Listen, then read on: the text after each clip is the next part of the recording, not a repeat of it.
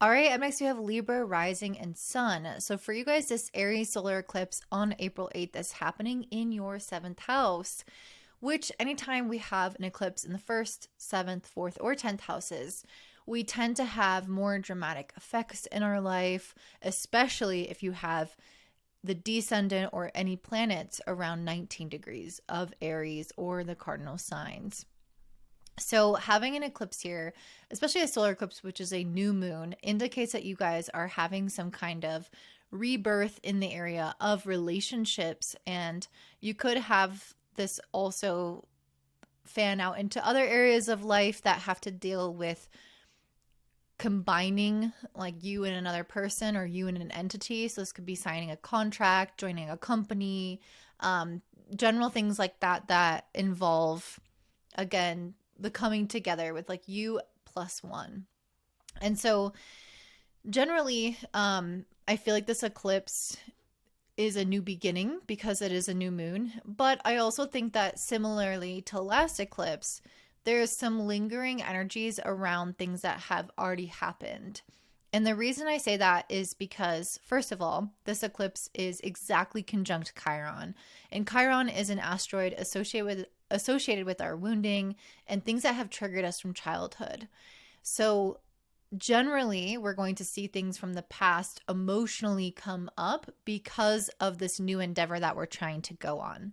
And ultimately, it's our goal to move through those feelings to come out on the other side and feel more confident about our choices and feel like we're not just reacting or trying to prevent old stuff from happening, if that makes sense. So we're trying to process some of these old feelings so that we can break new ground and not be guided or influenced by those feelings in the same way.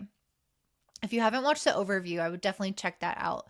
But this is going to be very pertinent to your relationships, but also to your health and to your work, because the ruler of this eclipse, Mars, is in your sixth house of work with Saturn. Mars and Saturn are conjunct in Pisces, again, in your sixth house. So this is another reason why elements from the past can come up, because Saturn is the planet of time and it often will bring up things that have already happened. So Chiron being on the eclipse and Mars, the ruler of the eclipse, being next to Saturn, are both likely to bring up issues from the past, feelings from the past, things from the past that we can truly put to rest so that we can have our real new beginning here, with this being in Aries, the first sign of the zodiac, a fresh start in a way. And again, I feel like for you guys, this is mainly going to come into the areas of either work, health, or relationships, given that it is involving the sixth and seventh houses. So one of the things that I see for you guys is I pulled this Bardo card. So I feel like this kind of speaks to what I was saying. This card has a lot to deal with kind of passing through one phase of life and into another. And I really feel like that's part of what is going on at this time. I also pulled the ovum, which has to do with fertility. So I feel like you guys are coming into this phase of trying to birth something new, or you're seeing the potential for something. And this could be a relationship, an idea, like a business idea, a new health venture that you're trying to go on. It's like you're getting the vision for it, or you're trying to plant the seed for it, you're taking a step in that direction. But I also feel like you're not fully in this new reality yet, or you're in a process of transition in order to get there. And I think right now that could be complicated if it involves having important conversations, making important decisions, signing contracts, things of that nature, because Mercury is retrograde conjunct this eclipse. So it might mean that you will revisit this in some facet in the future, or that things are not kind of neatly tied up in a bow and there's no issues. Like I kind of feel like normally when we initiate something during a Mercury retrograde, it's not the last time we're going to be having to deal with this. We're going to have to, again, go back and revisit or redo something related to it. So let's say you sign a contract at this time. Maybe it just comes back up in the future and you renegotiate how much money you get for that job or how much you're paying for something. So there's a sense that you can move forward, but there's also energies from the past that are lingering and that might come back up again. And you are in, again, a state of transition or this liminal phase kind of between one reality and another. And in that sense, I think also the Mercury retrograde makes sense that things might not move forward at the pace that you want them to, or there could be just things that you need to, again, loose ends that you need to tie up, things that are not, it's not like this clear break from one reality to another. It's a lot, like a little bit of a longer period of time, or again, you have to go back. If it's quick, it's like you have to go back. So there's a sense of time, I think, that plays a really big role in the feeling around this eclipse. And it is an Aries eclipse, which is a little bit more impatient, wanting to get things done now.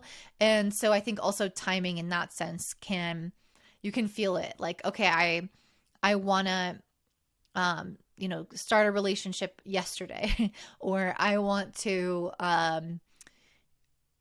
get pregnant and start a family at this time. And it's like something here with this Mercury retrograde and Saturn being on Mars can delay things or can change our timelines, or again, make us have to go back and kind of redo certain things. So I think that having a plan is very useful because Saturn is involved in this eclipse, but also being more fluid because Saturn and Mars are in Pisces, and not being so attached to that plan and each step-by-step thing, I think is going to be important, because I do think that the timeline isn't going to quite match up exactly.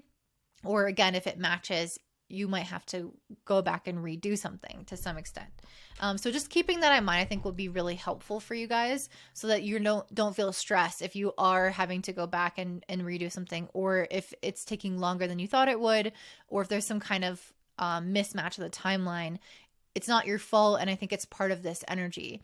So if there is something that's trying to be born through you in terms of relationships or work or health, again, this is the yes to that. This is move forward with that. But in that process, again, you might have some things come up with this Chiron and Aries that you might feel sensitive about, uncertain about. You might at times waver in your confidence, and this is your chance to address those feelings head on and move forward anyway, and that will be very healing for you. Ultimately, with having Saturn and Pisces in the 6th house, I think there is quite a bit that can affect our physical or mental health with a transit like this. And so making sure that we are sticking to our health routines, or sticking to our sleep schedule, eating certain foods, going to therapy, the things that you do in your everyday life to make sure that you are maintaining yourself is going to be important, so that you feel like you can handle the changes and the fluctuations and some of the things that you're, endeavoring to change. This eclipse is interesting for you because Venus is your planetary ruler. Venus is in Aries right now, and it's also conjunct Neptune, and this is in your 7th house. So you guys might really feel like you are diving into something, or excited about something, or dreaming about something, and it might not be totally grounded in reality. Venus, your planetary ruler, next to Neptune, indicates that you are a lot more psychic, a lot more intuitive, sensitive. You are observing things from other senses. But I also think that it can distort reality, or it can indicate that you don't see the full picture of what's going on. And so this Venus and Neptune energy together is really great for healing, for self-compassion, compassion in relationships, and creative and spiritual openings. But it's not the best for kind of making really big decisions that have to be kind of based off of logic, because Venus is in Aries, which is already a little bit impulsive, or it jumps straight in. It wants to get started right away. It's excited about something and it's leading with that passion. So there's already a little bit of that energy. And then we have also Neptune here, which can make you see something as better than it is, or thinking it's going to be faster than it is, or idealizing something, like really not seeing the full equation. And this eclipse has, again, Mars and Saturn together, which is more grounding and which helps you see the reality of the situation. But because Venus is your planetary ruler, it impacts you on a more personal level. And again, it can very much kind of like get you swept up, swept off your feet. And so I think just knowing that going into this will be very helpful for you, so that you can not be disappointed if things don't turn out exactly the way you think they're going to. If they take longer, or if they're more difficult, or if they cost more money, or if there's hiccups along the way, it's like, that's okay, because the way that you're seeing it now, or the way that you're dreaming about it, life probably doesn't work that way. And so it's okay if it doesn't end up being just like that. So I think that's going to be important. I think, again, the nurturing element of having Neptune here is very helpful, because this is a charged, an emotional time with Chiron being next to this eclipse. And so Venus being next to Neptune will help you soften some of those edges and treat yourself with the compassion that you deserve in this time of transition and change.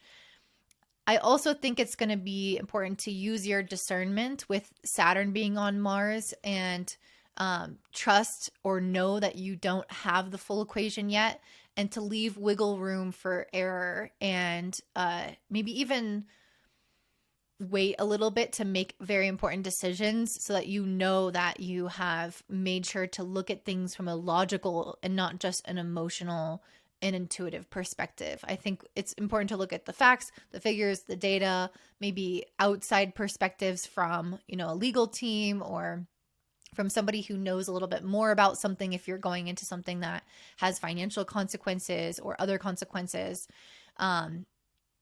Just using one's discernment, I think, is going to be really, really key here. So what else do I want to say? This is also Venus and Neptune in the 7th are also opposite Black Moon Lilith in the 1st house. So there could be stuff that comes up that was hidden with a Black Moon Lilith in the 1st, that, I don't know. I don't really. So, okay, let me just explain this. Black Moon Lilith is often involved in things that have to deal with the shadow feminine, or things that we desire that are often shamed by society, or parts of ourself that are wild and untamed, that are kind of, again, shamed or looked upon differently by society. So I'm curious if that will come up for any of you within your relationships, or within your relationship with yourself, with this Venus and Neptune energy opposite it. I'm not sure exactly how that will express itself, but there might be something that you bring to light within your relationships, or within your desires, that is, again, kind of representative of that shadow feminine. So I pulled for you the 3 of Wands, Ace of Swords, 2 of Pentacles, Page of Cups, and 8 of Swords. So with the 3 of Wands and Ace of Swords, first of all, I feel like this is you, again, breaking ground and starting some kind of new adventure that again I think will impact your relationships, your career, or your health in particular. And with the Ace of Swords, I feel like it's a new idea coming to you, or something that you're really excited about, something that you're really inspired by. And I feel like you're going to have maybe some clarity around this. But I think it's important because you also have the Page of Cups, which can be like listening to your intuition. I think that is going to be very strong with Neptune next to your planet. But we also don't want to get caught up in this energy, like I mentioned, because I think it could lead to disappointment, or later on to anxiety and things of that nature, because of the Page of Cups energy is not always the most like well-founded. It's a spark of an intuition, or something stirring inside of you. It's maybe some kind of creative inspiration, but it doesn't have like the wisdom and the time to it doesn't have like the wisdom and the time behind its belt to understand. But I think it's going to help. This imaginative energy can help you get past your own fears or insecurities, like I mentioned, this Venus Neptune can be very healing for that and can help you overcome the self-doubt or anything that could get in the way, or anything that could feel like an internal block. And I feel like the Two of Pentacles being seated in between these two sets of cards is telling you to balance. It's telling you to balance the side of you that is, again, maybe more mental and is having ideas and plans and excited about this adventure and how to move forward. And this other side of you that is nervous and needs to kind of bring more of your emotional side into it and heal those nerves and trust your intuition, but not too much, because we want to, again, also have the logic. So it's really trying to show you how to balance these two energies to ensure that you have the greatest possible success. So that is what I'm saying for you, Libra. I hope that makes sense, and I hope that resonates. I would love to hear about your eclipse experience, so feel free to comment that down below. If you want a reading from me, you can check that out at cosmicclarityastrology.com, and I will link that in the description box. Don't forget to give me a thumbs up, subscribe, share with your friends, and have a beautiful day. Bye.